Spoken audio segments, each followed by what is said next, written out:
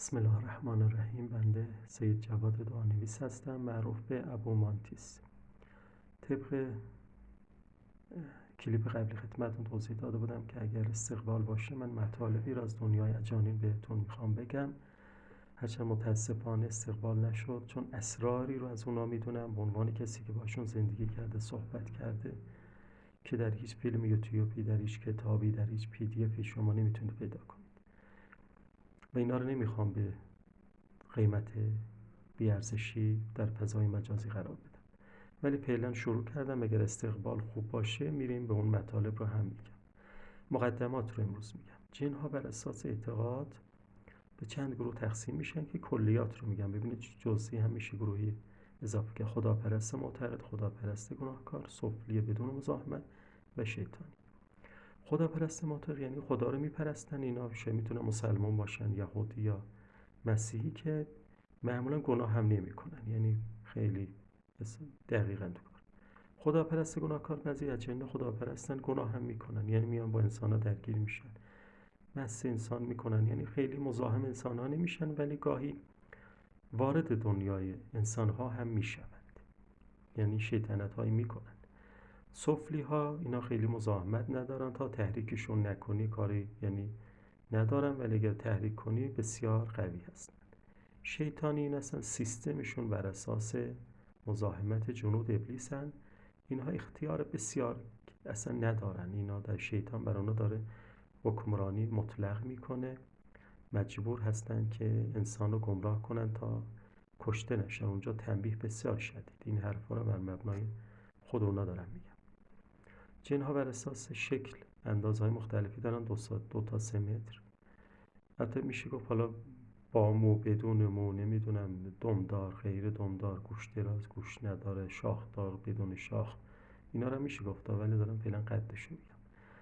قد 2 تا 3 متر. اینا معمولا افاریتن که اونایی هم که متجاوزن، جن عاشق میگن، میان و به خانم‌ها تجاوز میکنن. طبق اون سالهایی که با افراد مردم درگیرن، بهم تماس میگیرن، اینا میگن جن 2 تا 3 متر در حد سقف.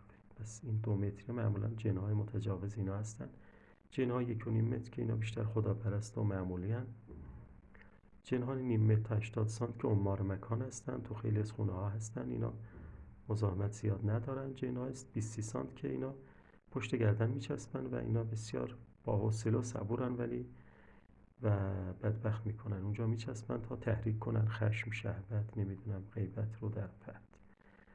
بر اساس متراژ دارم میگم. پس قدرت جن به خیلی قدش نیست، قدرت جن به جثه‌ش، توپولوژی. خود جن‌ها میگفتن. حالا این یه مطلب دیگرم که بهتون میخوام بگم، جن‌های متجاوز عاشق که گفتم قد بلندی دارن، اینا بسیار قدرتمندن.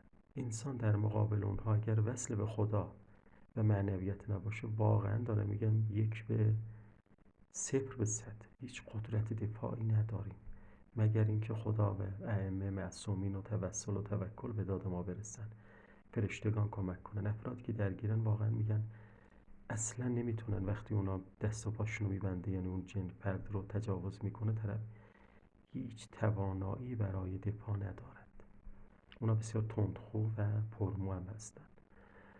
حالا جن‌های عمار مکان که گفتم قدرتشون کمه، معمولا مزاحمت ندارن، زیر 1 مترن، بستگی به دین صاحبخونه هستن. شیطانی اگه صاحبخونه اهل مشروب و گناه باشه، معمولا اونا هم کافرن. صاحبخونه اهل نماز و دعا اینا باشه، معمولا اونا هم اهل دعا هستن.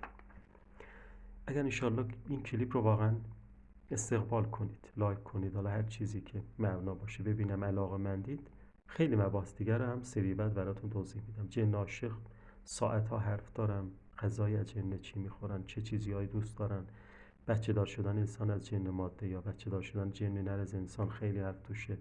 ازدواج براتون میتونم بگم، این به عنوان فردی که باز جن زندگی کرده دارم، محل زندگیشون.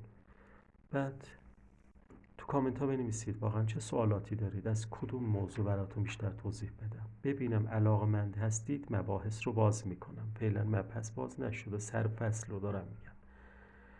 لطفاً حمایت کنید. خیلی از خرافات هست رو میخوام اصلاح کنم، به شرطی که علاقه‌مند باشید. ببینم میگن مستمع صاحب سخن را بر سر ذوق آورد.